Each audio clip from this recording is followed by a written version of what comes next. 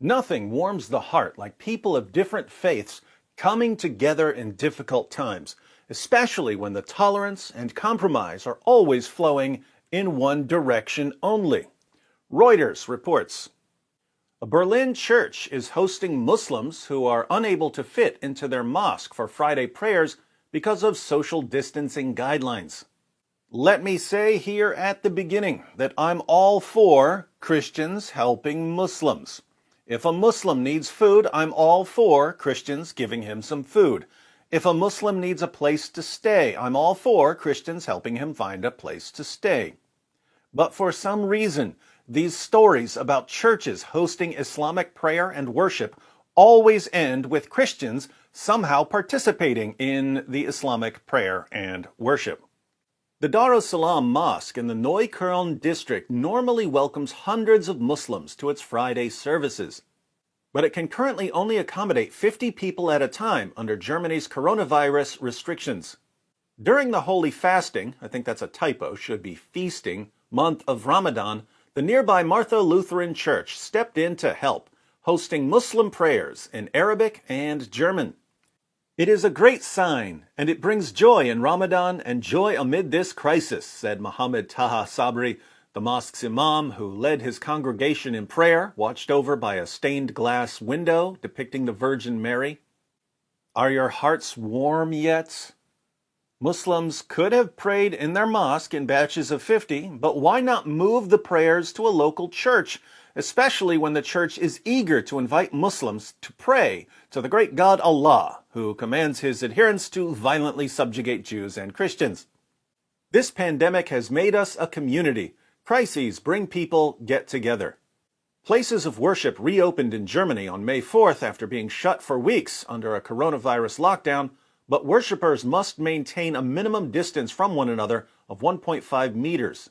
The church, a red brick neo-Renaissance building in Berlin's Kreuzberg district, could hardly offer a sharper contrast to the cultural center in Neukölln, where the Muslim congregation is accustomed to gathering. It was a strange feeling because of the musical instruments, the pictures, said worshipper Samir Hamdoun. But when you look, when you forget the small details, this is the house of God in the end. They're all the house of the great God Allah, if you're a Muslim. Just ask the pagans of Mecca. Their house of worship is now Islam's holiest site. And ask the pagans and Jews of Medina, who invited Muhammad and his followers in. Of course, the pagans eventually had to convert, and the Jews were expelled or slaughtered, but at least there's a huge mosque there now. And don't get me started on the Temple Mount in Jerusalem, or the Hagia Sophia, at one time the world's largest church, or all the Zoroastrian and Hindu temples that were converted into mosques. Just open your houses of worship and trust in the good intentions of the adherents of a book that calls Jews, Christians, and polytheists the worst of creatures, and which says that all religion will soon be solely for Allah. The Islamic Council, an umbrella group of 400 mosques, said in April that many face bankruptcy because the closures stretched into the holy feasting month of Ramadan, usually a vital period for donations. The church's pastor, Monica Matthias, said she had felt moved by the Muslim call to prayer. I took part in the prayer, she said. Here we go. I gave a speech in German, and during prayer, I could only say, yes, yes, yes, because we have the same concerns and we want to learn from you. And it is beautiful to feel that way about each other. I'm sure the feeling is mutual. Do you know what Muslims say during their prayers? Not that it matters much to the German pastor who kept saying, yes, yes, yes.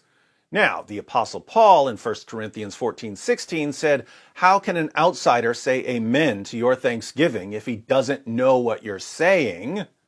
But by all means, say amen to Islamic prayers without having any clue what's being said. What could go wrong? Muslims recite Surah Al-Fatiha during their prayers. That's Surah 1 of the Quran. It's short, so let's go ahead and read it. In the name of Allah, the most gracious, the most merciful, All the praises and thanks be to Allah, the Lord of the Alameen, mankind, jinn, and all that exists, the most gracious, the most merciful, the only owner, and the only ruling judge of the day of recompense, i.e., the day of resurrection. You alone we worship, and you alone we ask for help for each and everything. Guide us to the straight way, the way of those on whom you have bestowed your grace, not the way of those who earned your anger, such as the Jews, nor of those who went astray, such as the Christians. The translators add comments about Jews and Christians because, according to Muhammad and his companions, the phrase, those who earned your anger, refers to Jews, and the phrase, those who went astray, refers to Christians. So when Muslims pray, they're actually praying, O Allah, guide us to the straight way, the way of Muslims, not the way of Jews and Christians. They declare that Allah, the God of the Quran, who condemns the deity of Christ and the doctrine of the Trinity, is Lord over all that exists. And a Christian pastor, overwhelmed by the beautiful prayers, can only say, yes, yes, yes. Ever notice that these displays of solidarity always go in one direction?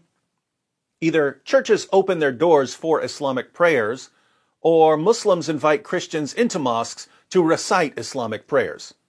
Women put on hijabs to show their solidarity, but it never occurs to Muslim women to dress like non-Muslim women to show their solidarity. Again, I'm all for Christians helping non-Christians, but I'm against being stupid. Jesus said, "Be wise as serpents, harmless as doves." He didn't say, "Be as stupid as a dove feeding itself to a serpent."